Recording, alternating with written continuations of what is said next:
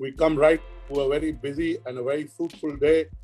We've heard speakers of all hues, large promoters of Indian companies, CEOs of large MNCs, some of the top 100 companies in the world represented on the panel, and CHROs. But we are finishing it with a session that I've been looking forward to, and I have somebody who I kind of look up to, Mr. Rajiv Verma, who was the longest serving CEO of a listed media entity and who really turned around the company. I don't have to show it. Look at the numbers. The numbers speak for itself. Let me welcome Mr. Rajiv Verma, who's the former CEO of Hindustan Times Media and somebody who came from non-media and applied the discipline of not being in media, learning from the various stints he had with venerable brands and businesses to turn around Hindustan Times Media and grow it. And I remember about 10 years back, he gave me a book, and it is in some sense poetic justice, or I can't use the word deja vu, but the fact is that we have Mr. Paul R. Kessler, who's the founder and managing director of a consulting company. He's a coach, he's a leadership coach. He consults with large boards and institutions in terms of letting them find their moral compass and to survive in a truly VUCA world. And I'll let him explain what VUCA is. I don't think we have to explain that too much in India, but still to set a context, he's the author of a venerable book I read many years back. And today we'll discuss the lessons from that Antarctic Expedition of Ernest Shackleton. So let me welcome both Mr. Paul R. Kessler and Mr. Rajiv Verma in a three-way conversation. Mr. Verma may also ask questions to Paul, and we'll develop the conversation as we go along. But let me start by asking first Mr. Verma, and then I'll come to Mr. Kessler.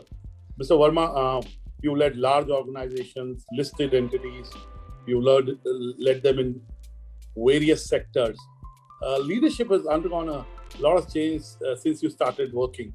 Tell me, post-COVID, what is the changes that need to happen in the mindsets of leaders for them to be able to lead more effectively, more humanly, and most importantly, create a new future and be relevant in that? At the outset, Annurag, thank you very much for having me over and giving me this opportunity to kind of be with you and my friend and coach and guide, Paul Kessler, whom I've known for over 15 years.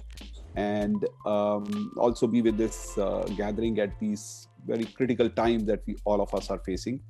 I do sincerely hope that all of you and your loved ones are safe. I know the kind of tough times which everybody has gone through. And this topic could not have been more relevant than at this point in time when we are kind of faced with a crisis of the type that we have never seen in our entire life. So as you were mentioning, I have been in different companies and I have been on the block for, in the corner for the last 40 years, having seen Businessworld evolve in India from the time of a controlled regime to an uncontrolled regime, when liberalization happened, and then explosive growth, and now this crisis of a humongous magnitude. The question you have asked about the changes that we are seeing, leadership as a subject start to get discussed more and more somewhere in early 90s, and the debate between management and leadership became something that got a lot spoken about, because not a whole lot was written about leadership. That's when people like Paul came and started to write about what leadership truly means. So the question that was being asked at that time was, is leadership an acquired art and talent, or is it innate and inborn? Are leaders born, or can leadership be learned? I think this debate is still on and will continue to remain all forever. But I came to a view that leadership can be learned. And leadership is a learned behavior and art and art form, I would say. It's a combination of art and science. So if that be the case, then how do good leaders behave in situations with which they are presented, especially the situation that we have currently of acute crisis? If you are a curious person and you are a lucky person, that is to say, you are lucky to be in the company of good leaders, you observe them, you learn from them, and then you imbibe leadership values. Leadership values like, and enough and more has been written about them, like courage, leadership value like teamwork, leadership value like endurance and resilience, leadership value like ability to make tough calls and tough decisions. So all these kind of values make you a true leader, and depending on situation, you apply those. It's the leadership muscle, and depending on which muscle is stronger or weaker, you apply those. Therefore, in current environment, I would say I would categorize leaders into three into three buckets. One bucket is the one where leaders have been very strong, tough in the mind, having enough empathy, ability to manage crisis that is being faced right now, and they must be outperforming even if their industry is not doing very well. Then there are those who are at the bottom of the pyramid who must be really struggling because they are not prepared for the kind of crisis that we have seen unraveling in front of us. And then there are those who are in the middle who would be trying to kind of struggle and figure out very quickly how do they keep their companies afloat, how do they keep the teams together, how do they get best out of the current environment. So for sure, once mankind has won this battle over the virus, we'll come out at the other end with those leaders who are very strong, making their companies even better and better poised, their teams in a much more stronger position to be able to take advantage of opportunity. And then there would be those who would have actually taken their company down because they were just not prepared for this. So incredible times we are living through of the type of crisis that we have never seen. And it's going to depend on how those leaders had prepared themselves for a crisis that we had not seen coming our way. Thank you so much, Mr. Verma, and I'll come back to you with some further commentary and deep dive into the theme of the conference, which is leadership in radical times. And radical gives way to a word which I'd like Mr. Kessler to build on. He doesn't need an introduction to international audiences or the leaders in India, but Mr. Verma, I must tell you that throughout the day we've had between 1,200 to 1,600 attendees, which is a very large number and very good quality. I don't know right now exactly how much, but more than 900 attendees as we speak now. For their benefit, let me introduce Mr. Paul Kessler again. He's currently the founder and managing director of Altus Group. Sorry. Thank you for correcting me. And he also written this seminal book, which I read because Mr. Verma gifted it to me, possibly around 10 years back. I can't be sure of the timeline. It's called Leading at the Edge, Leadership Lessons from the Extraordinary Saga of Shackleton's Antarctic Expedition. He is a coach to senior management, to CEOs, to founders, and is known to have magic in transforming the organizations and the leaders that he consults with. So, Mr. Kessler, first of all, let me ask you, are these times VUCA times? And for the benefit of our audience, why don't you tell us that VUCA was possibly built for the times that we've seen in the last 15 months? Yes, we're definitely in VUCA times. And of course, most of you will remember that VUCA stands for volatility, uncertainty, complexity, and ambiguity. And this was a term that was coined in the 1980s with the military when they started to see a change in the theater of war and different types of enemies. And it's become really a great concept to describe the environment that we're in. And it really, for leaders, it really creates these unique conditions, but also some opportunities. So if you think about volatility is really about the nature, speed, the volume, and magnitude of change and change forces that create this anxiety, this sense of instability. You're never quite grounded. And as a result, business as usual, based on tried and true methods, becomes ineffective. And making long-range decisions and planning is very difficult because you could plan 3 years out, but by then the environment has shifted radically. And so what that means for business leaders, especially for strategic planning, is it needs to be an ongoing, constant exercise. You can no longer do that once a year or once every few years. And then when you think about uncertainty, uncertainty is really about this lack of predictability and the probability for surprises and the inability to identify scenarios. It's just that things aren't clear. And so as a result, using past events in your business as predictors of future outcomes is no longer viable, and making forecasting extremely difficult, and decision-making as well. You can't rely on the past anymore to define the future, which is what we used to do. And then the third condition is complexity. Complexity coming from many sources, technology, the speed of change, but it's really about the multiplicative impact of all of these forces coming together that creates this chaos and confusion. And so as a result, when you rely on existing organizational knowledge systems and processes to solve these problems, that's no longer sufficient, because these new complex problems require new solutions and new ways of looking at them. And then the fourth condition is ambiguity. And that's really about this haziness of reality. You can't get a clear picture of the future. And it has a lot of different potential misreads. We're all trying to figure out what's going to happen with COVID. When are we going to be open for business? And this has been going on for months. And it's very difficult to predict that because it's just ambiguous. It's unknown. And so as a result, it's important that you have to make sense out of vast amounts of information. And so this really creates a challenge around how do you conceptualize future threats before they become lethal. And so that's what VUCA is really about. But back to to build on what Rajiv was talking about, I think leaders today need to figure out how do they deal with ambiguity. That's one of the biggest challenges in the environment that we're in today. And I know a lot of leaders struggle with that, myself as well. We want to know what we're going to do and how we're going to do it. And it's particularly important that leaders provide to their organizations this sense of groundedness in this world of ambiguity. There's a lot that we don't know, but what do we know? And how do we grab onto those things and focus people on what we can do now to manage that anxiety, even though the future is unknown? And so it's important that leaders are not paralyzed by this VUCA environment, and they're able to figure out how do they make decisions and move forward.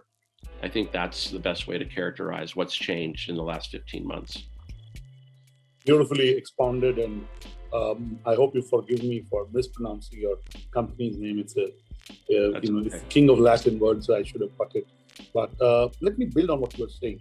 Now, Adam Grant, in a recent article in the New York Times, wrote about a feeling called languishing, which is the lack of motivation, focus. And it doesn't just happen with middle management and lower management, it happens to leaders also. And for the first time, I would say, Paul, leaders have been vulnerable. At least they've come out and said, we don't have all the answers. We don't know. We're as confused as you, possibly more anxious than you. So how do leaders deal with languishing, both for themselves and for the leaders that they lead? Yeah, I think that's an interesting concept, languishing. And it reminds me of a concept in psychology called learned helplessness. And essentially, I think sometimes leaders get themselves into a position where they're stuck, they're paralyzed. They don't want to make a decision because they don't have all the information, and they're concerned about the future. And so they revert back to this doing nothing, this sense of futileness. And I believe that what leaders need to do is figure out a way to get around that. And the way that I would suggest is you need to identify the things that you can do right now and the things that will make the most difference in this particular environment, and not allow yourself to be paralyzed by the fear of the unknown, by making mistakes. That's another thing I see. Sometimes leaders are afraid to make mistakes. They're afraid to make decisions when they don't have all the information and they can't predict the future. But what I find is with the role of a leader is creating a strong team. And this is something that Rajiv and I have talked about many times, so that if you do make a mistake, you can quickly pivot and get back on track. And the sign of a good leader and a good executive team is they can take bold action, they can take risks, but they never get themselves so far out of bounds that they can't recover, which is different from doing nothing. when you're paralyzed as a leader and you languish and you don't do anything to move the organization forward, in many times that can have a more serious impact than making some choices and making some decisions and taking some action. So to me, it's about finding out where you can move, where you can play, what your options are, and how do you get alignment around that and move the organization forward. Thank you so much, Paul. Let me ask Mr. Verma at this point. Mr. Verma, when you talk to your friends who are CEOs, founders, leading large companies, what do you think one leadership trait that has kind of manifested itself in a big way? Earlier, it was possibly something that you'd exhibit as a leader once in a year, once in 2 years, once in 3 years. So what has changed in leaders and leadership in the last 15, 16 months? You know, Annurag, as I was saying, I've been around the block 40 years observing different leaders, and I do have a lot of friends who are kind of still running the show and leading their companies out of this current crisis. The one single characteristic which I think is most desired leadership trait in these times is that of optimism. The fact of the matter is, these are times when it's very difficult, very, very easy to kind of pull yourself down and think that the world is ending. This is a crisis which is not just a crisis of business, but it's a crisis of life and death. Life and death for your own family, your own loved ones, your colleagues, the teams you lead, and so on. So in these times, it's very easy to kind of drag yourself down into a morass. But and I'm not just talking about CEOs, but I'm talking about leadership from everywhere in every level of the organization, because one leader cannot just lead the company. Of course, you have people in different levels in the company, but each one has to lead the people who kind of look up to that leader. So the one characteristic which is most desired and required at this point in time, which will make the difference, is optimism. The only reason leaders get hired by shareholders and stakeholders is not just to create value for the investors, but also to remain optimistic at all times. Therefore, the difference will come from those people who see glass half full rather than glass half empty. Because just imagine, of course, this is the enemy which has come from nowhere. This is not your competitor. This is not someone who's your rival in the company as your peer that you are competing for the next promotion. This is a virus which has come from nowhere, totally unexpected. But the fact of the matter is, within a year and a half, we have a vaccine. This war so far is being won. Of course, in India, we still have some distance to cover, but humanity has prevailed. It has won the war. When I see the way economy is recovering in some of the advanced and developed countries, it leaves me very optimistic that post this, like what happened 100 years ago, roaring 20s, you will see life coming back. You will see economy coming back. You will see humanity prevailing. But what is going to make the difference is bedrock of values that you have, which is of empathy, optimism, courage, teamwork. I think those are the things which are going to make the difference. Thank you, Mr. Verma. What I hear from you is that the CEO has to be a harbinger of hope because there's too much anxiety, right? You're saying you need to stay optimistic, and building on what Paul said, you need to take an action to match that optimism, to be able to continue the momentum while you look after your employees emotionally and through other means, whether it means employee well-being efforts, whether it means vaccination in terms of the Indian context, or it means respecting their boundaries, because work has become boundaryless, So clearly, what I hear you and Paul is stay optimistic about the future, convey that optimism that this shall too pass, and take action to be able to survive now and hopefully thrive in the future. Now, let me ask you. If I could just comment on the concept of optimism, and this is something I've always admired with Rajiv in his makeup as a leader. This was one of his leading characteristics. in the 13 years that we worked together at HT Media, that was one of his strengths. But people just think that you're either optimistic person naturally or you're not. And that's really not true. In fact, if you look at Shackleton, he insisted on optimism as a key tenet of his leadership approach. He would literally go around to people and check in with them. And if he saw somebody being pessimistic, he would pull them aside and say, you need to be more optimistic. Because he believed pessimism and cynicism would create anxiety across the team, and it would detract energy away from what they needed to do. And so he would weed it out, and he was purposeful in his approach to optimism. He talked about it all the time. He wrote about it in his journals. And this was something that he insisted on in his organization. So it's not just an important idea, but it's something that leaders can build and learn how to do. Martin Seligman, a psychologist that I really admire, wrote a book called Learned Optimism, and he talks about how you can cultivate this sense of optimism in your leadership style. And it's a very important concept for today as leaders, because there's so much that we can become frustrated with, we can become anxious around, and optimism really is true moral courage. I like that, and I'm I've interacted with Mr. Verma for the last 16 years, 16 and a half years. And I can tell you that every time I talk to him, he will say, okay, we'll make it happen. We think, and it's we may not have the answers now. I'm sure there is a way around, He's always optimistic. Even when I met him about 4 months back, and I was telling him about my journey, and he said, oh, you've done these things, right? So to create that feeling of positivity. But Paul, I'd like to ask you, that in an organization at the top leadership level, if the people who, in spite of your leader being optimistic, and really that optimism is reflected in the investments, in the actions, and is deeply rooted in some basis of why that optimism is there. There are leaders at the top, in your top management, who still may be very cynical by nature, who may be very, very, circumspect about the future, if I may use that term. How do you take them along? Especially in these times where their morale is pulled by what they see around themselves, their immediate families have been impacted, colleagues have been impacted, financial situations have been impacted, normal way of just being or stepping out to have a coffee at a coffee shop is impacted.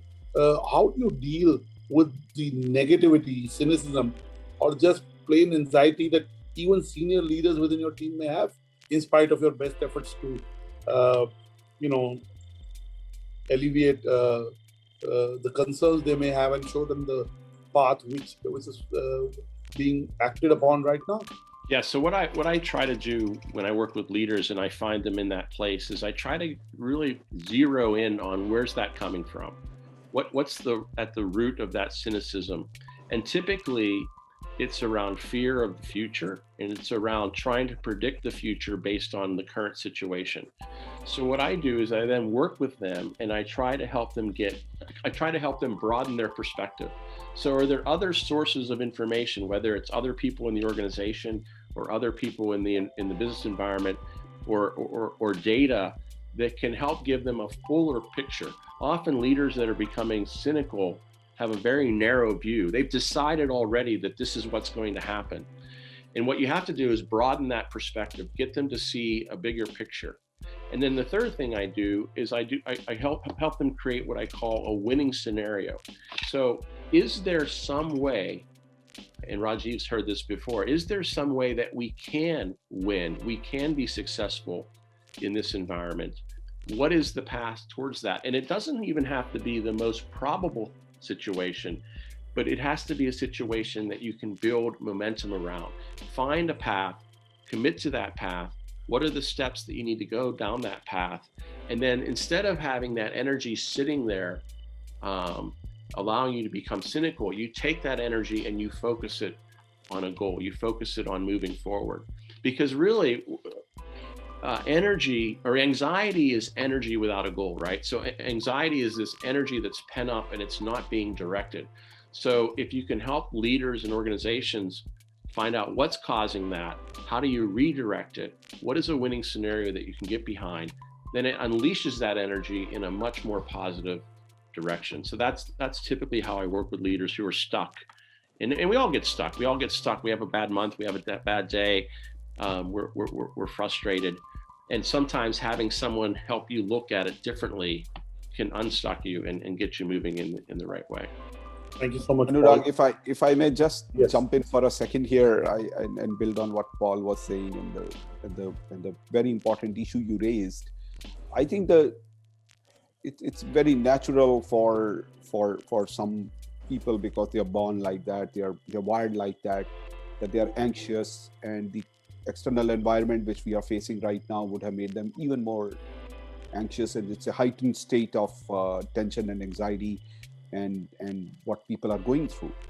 But the fact remains that there was no other time when they greater than what we are facing now, when there was need for better teamwork, coming together, throwing out cynicism, and trying to work for and pivoting the mission for survival and saving the company and taking it forward while the storm passes, which it will eventually. However, there is also no greater time for leader to make the right calls, that those folks who are not going to be right for teamwork, you have to make those tough calls to let them go even at this stage. While it may not appear to be easy choices to be made, but fact remains that one for all and all for one, I think there is no greater time which calls for this adage to be lived than what we are facing now. Thank you so much. I think as somebody who's younger than you and who's trying to build an organization to the next level, it helps me personally. All that was my way of getting free coaching from you, requesting Mr. Verma to get you into the fund. By the way, it was his suggestion, and I was more than happy because I did read the book that he kindly presented to me 10 years back. I remember he had a bunch of 20, 30 copies, and he said, I'm giving one to everyone that I think will read in my top management. Now let me move on to, for the first time, one of the reasons this crisis has impacted us, all of us individually, is because we've seen it from close. It is not just related to any strata of the society. It has hit at every level of the society. Doesn't matter how affluent you are, doesn't matter whether you live in rural India or urban India. And a lot of leaders have themselves seen, if I may say, personal grief and personal tragedy, in an extended family, in the company. And I want to ask this question to both of you, and Paul, because you work with a spectrum of leaders, CEOs. Do you think leaders who have experienced personal grief, personal tragedy, especially during those times, they're going to have a bigger sense of purpose and a bigger sense of action? And the things that you talked about in terms of optimism, you said optimism is real courage. And you said there can be learned optimism. Do you think their sense of purpose then creates more optimism? I think it really depends how leaders deal with that grief and that tragedy. And some leaders internalize that, they dwell on it, they really spend a lot of time kind of wallowing in that situation, and they don't really emerge on the other side, which is, how do I again take that experience and move that in a direction that will make me stronger, that will make me think differently? But leaders that are able to do that, and for example, with COVID wasn't really personal for many of us until somebody that we really knew, in my case, a close friend, died from COVID very unexpectedly. And it really made me sit back and think about things like life and relationship and family and purpose. And so I think for leaders that are able to come through that grief and tragedy, come through that situation and figure out how do they rechannel that experience, I think it does ultimately help them think about life and purpose. And I think it can be an enormous source of strength, a way of taking that grief and tragedy and moving beyond it, and you're able to take that and learn and grow from it. But not all leaders are able to do that. Sometimes they get stuck. But I think those that can do that do emerge with a bigger sense of purpose. Absolutely. Mr. Verma, your response Annurag, this is a very hard one and very difficult question that you have thrown at both Paul and I. The fact of the matter is that whenever there is a moment of personal grief and a personal trauma that one goes through, it is very obvious that the first thought that comes to your mind is that of injustice. Why me? What did I do wrong? Why did it have to happen to me? So you go through those 5 phases of anger, denial, bargain, and eventually depression and acceptance. So as Paul said, sometimes you get stuck in one of those. It takes time for and this is one of the ways of the way humanity and human beings are created, way of coping with grief and injustice. Now, it may take a long time before you are able to accept it and move on, and it will change you, of course. But sometimes it takes long time for people to be able to go through those phases. It certainly is an experience which causes deep change, and I do hope that all of us who are on this panel and their loved ones are safe. But truth is that this allows people to be able to become more empathetic, look at the fact that there is impermanence of life. This is a fact that life is not permanent and it can end.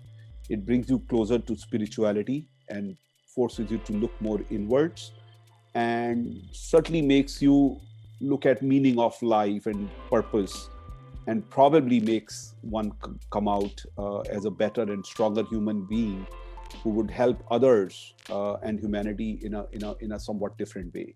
So truth is that these things happen in life, but one has to deal with it and deal with it in a manner that leaves the world a better place. You're muted. Annurag, you're muted. Sorry, I did it as a good practice, but so that Paul, you're a leadership coach, you're a transformation coach. They say if you don't have money in your pocket, you cannot give it to whoever you want to give it to. So how does a leadership coach keep themselves relevant, up to date? I know the ability to listen, not judge, and guide is a very valuable ability, and that can, that ability can help you be a good coach. But in terms of understanding the world, understanding where the world is moving to, understanding the context, understanding the impact of technology, how does a coach, a leadership coach, a transformation coach, a consulting company, which is so rooted in transforming organization, institution by impacting the leaders, kind of coach himself, how do you stay relevant? What do you do to stay relevant and update? What I do is I force myself and I create time every week in my agenda and my schedule for introspection and growth. In other words, if we're not thinking differently, if we're not learning, if we're not finding different perspectives, then we're not able to provide that to the leaders that we support. So I think every coach, every leader needs to find time to reflect, to learn, to challenge their assumptions about business, about people, about ideas in the world around us.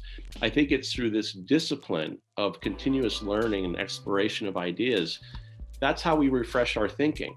And I think the biggest challenge that we face today with leaders, and I run into this all the time, is how do we change the way we think? Because as soon as we stop questioning our own reality, we become stuck in that current paradigm, what I call the what is. We're stuck in the present. And I think in my role as an advisor and coach, I frequently challenge leaders to question their assumptions, seek new sources of data to expand their perspective. And I think what business leaders need today to do is to constantly find ways to get that new perspective. So that's how I think about working with leaders. It's that time, that energy spent on introspection and growth, so that you can then challenge leaders to do the same. Mr. Verma, as a leader, and now, like for example, in India, you're on board of non-profit organizations which have a huge impact. You're on the board of a publisher association where you're making sure that with your understanding of the publishing world and what you did at Hindustan Times, you're able to guide publishers to get more digital revenue and to be able to hold Google and Facebook accountable as it's happened in Australia.